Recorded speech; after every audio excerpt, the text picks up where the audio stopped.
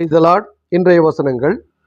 Philadelphia சபையின் தூதனுக்கு நீ எழுத வேண்டியது என்னவெனில், பரிசுத்தமுள்ளவரும் சத்தியமுள்ளவரும் தாவீதின் திறவுகோலை உடையவரும் ஒருவரும் பூட்டக்கூடாதபடிக்கு திறக்கிறவரும் ஒருவரும் திறக்கக்கூடாதபடிக்கு பூட்டுகிறவருமாய் இருக்கிறவர் சொல்லுகிறதாவது, உன் கிரியைகளை அறிந்திருக்கிறேன்.